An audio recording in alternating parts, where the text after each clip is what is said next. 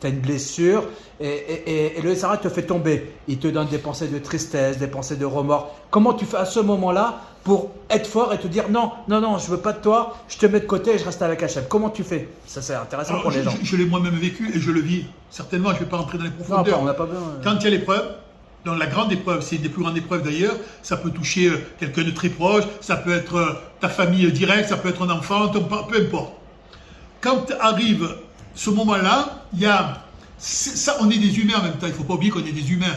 On est des humains. Hein. Un humain, c'est la partie animale qu'à nous, et on a un neshama, bien sûr, qui représente la spiritualité et qui représente la doucha. L'attachement à Hachem. Voilà. Alors, quand l'épreuve est là, il faut savoir accepter cette épreuve, il faut l'accepter. C'est-à-dire que c'est comme une injustice qui se crée en toi, et il y a une souffrance qui est là. Elle est là, la souffrance. Elle est inévitable. Alors, qu'est-ce qu'on fait? On a mal. Cette souffrance, il faut l'accepter. On pleure. On pleure. Ça m'arrive de pleurer. Mais derrière ça, la différence, je vais te dire où c'est qu'elle est, Chaim. C'est que si c'était Léon avant, maintenant je suis Yehuda, il faut dire que je m'appelle Yehuda.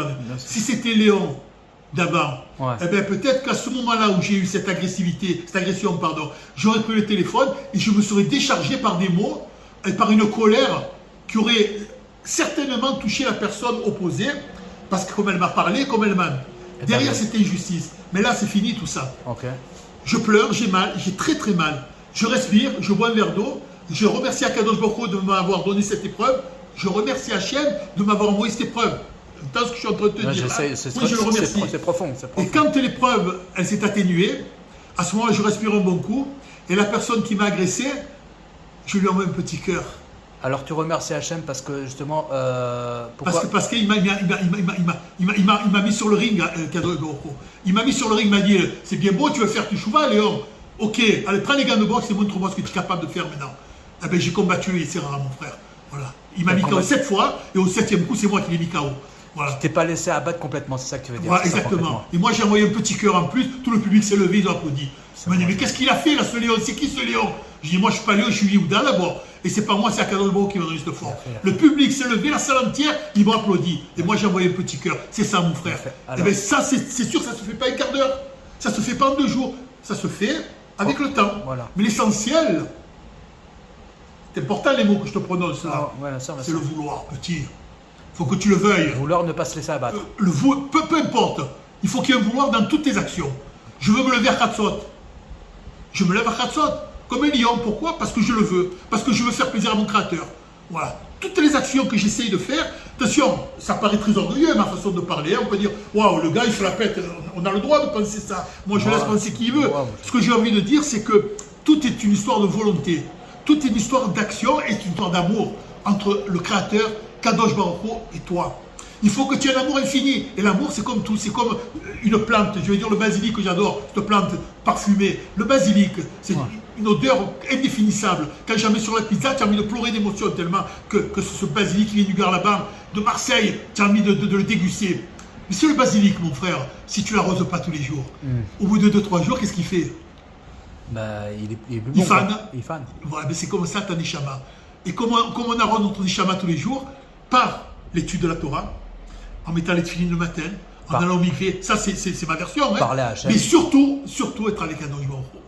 Mais attention, des fois on n'a pas envie, on ne sait pas, on a la tête dans le sac. Alors, un mot, c'est quoi un mot? Toda Hachem. Toda Hachem. C'est tout, Hachem ne te dit pas plus. Mais ce qui est important, le plus encore important, qu'est-ce qu'il y a à l'intérieur de toi? C'est-à-dire que lui, tu l'as pardonné. Moi, ça, ok, je t'ai pardonné. Mais au fond de toi, tu n'as rien pardonné. Donc ton pardon, il vaut 0. Voilà mon frère, tu as un peu compris. Est-ce que tu arrives à pardonner aussi rapidement pour être émettre quand quelqu'un te... Oui. Parce que ça, c'est... Alors, dernière anecdote, je crois que tu... Voilà, après, on passera à un autre volet. Épisode 2 pour prochainement. Si ça marche, on verra bien. Vraiment à pardonner. Alors, ça se passe à Talpiot, et un bonhomme qui a une pizzeria. On parle de moi, Léon, il connaît du monde, il connaît Torah Box, la pizza et tout. Pourquoi pas? Va le voir, ça te fait une parnassa le midi. Je dis pourquoi pas? Je vais voir ce bonhomme, et je vois un bonhomme qui est assis. Je la fais vite. Il est assis comme ça. Et moi, j'arrive, je me présente, Léon Yehuda, on m'a parlé de toi, ton serveur. Ouais, il me regarde comme ça. Alors moi, là, je lui dis, j'ai fait les marchés pendant 40 ans. Tu sais, et mes clients, si je devais raconter chaque fois par rapport à mes événements, à mes épreuves, quand ça n'allait pas, je pourrais écrire un livre. Mais chaque fois qu'il y avait mes clients qui venaient, je me levais, j'avais le sourire et la joie. Et pourtant, j'allais pas mal. Mais c'était mon métier, c'est mon commerce. Là, je te vois assis comme ça, déjà, bon, Là, c'est vrai que je suis un peu. Et j'ai des fois, on a de l'orgueil en nous, on prend, on jette à la poubelle. Au moment donné où j'ai dit ça, à un moment où j'ai dit ça, il s'est levé et il m'a sorti de sa bouche, je ne peux pas en dire un, c'est honteux, tous les plus gros mots de la création. Et presque il me frappe. Waouh. Presque il me frappe. Impressionnant. Waouh.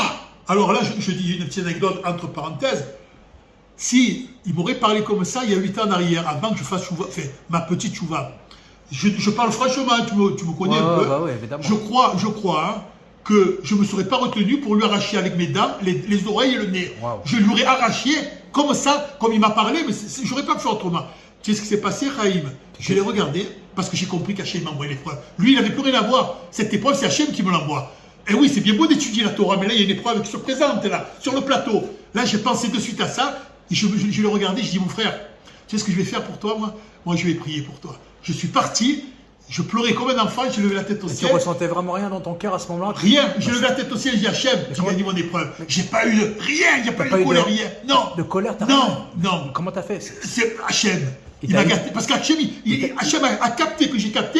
Donc, en récompense, plutôt que de me trouver la colère, il m'a trouvé des larmes et je le remerciais. Et à ce moment-là, on dit, si une dame qui n'arrive pas à avoir d'enfant, elle passait par là, elle aurait vu la scène, elle me demandait une bracha, je lui faisais une bracha, elle aurait accouché 9 mois après. Magnifique. Ben, merci beaucoup, Léon. Voilà, alors toutes ces vidéos qu'on commence, ma soeur, c'est pour vraiment aider les gens parce que Léon a énormément d'énergie grâce à Dieu et voilà, elle fait une teshuva très forte. Donc, le but, c'est d'aider les gens et j'espère que ça va aider. Donc, si vous pouvez nous faire des retours ou liker sur la vidéo, ça nous encouragerait pour la suite. Je vous remercie et je vous souhaite une très bonne journée.